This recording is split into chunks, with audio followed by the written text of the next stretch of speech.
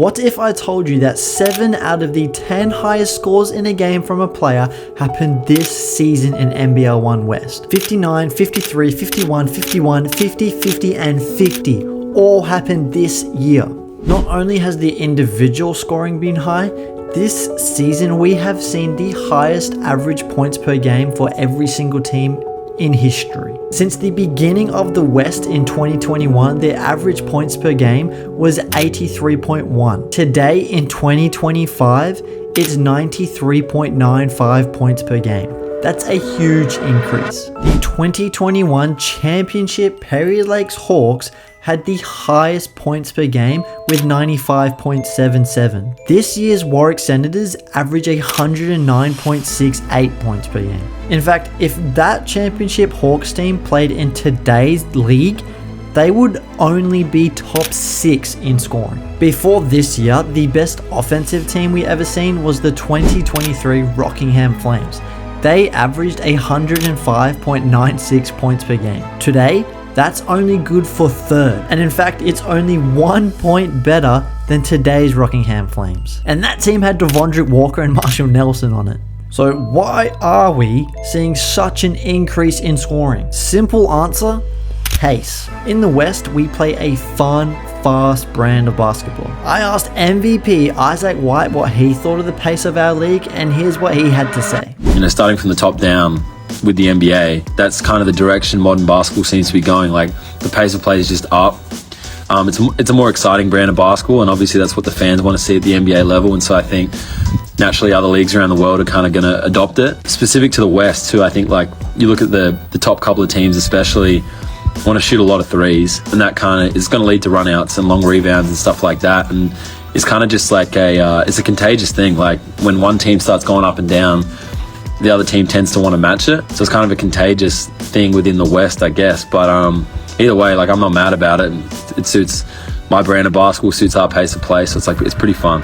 White mentioned that it's an exciting brand of basketball. And if you have been to any games this season, you would know that this is the case. In fact, last year in 2024, out of the entire season, so including finals, there was only 2 40-point quarters.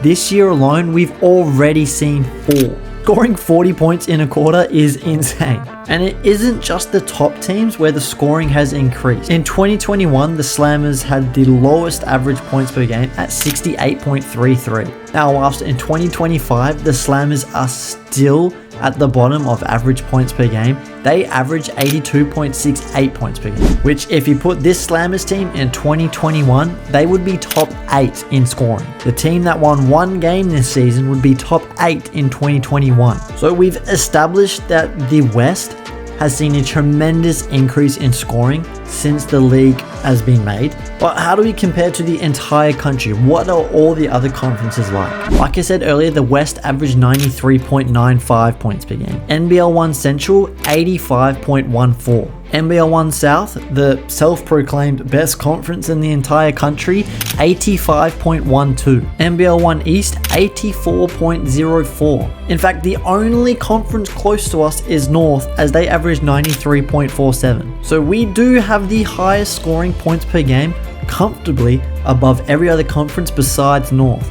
But the thing with North is they only play 12 games compared to our 22. In fact, no other conference plays as many games as us besides South. Now, comparing ourselves to other conferences, it does seem we are the most fun, fast-paced style of basketball.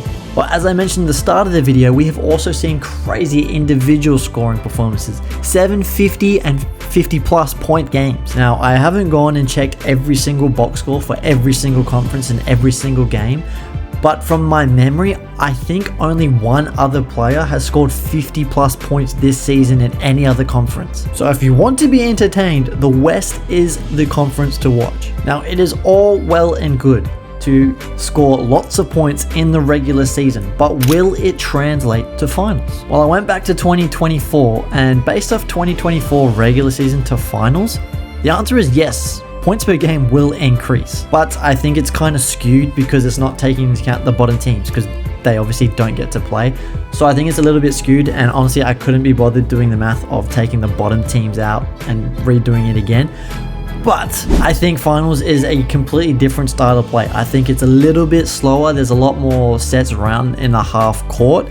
Players do still get to go out on the break, and obviously the defensive intensity increases. Whilst I think finals is going to be more entertaining, I'm not expecting huge crazy scoring performances. Like if I see Warwick or the Rockingham Flames have a 40-point quarter, I'm going to be shocked.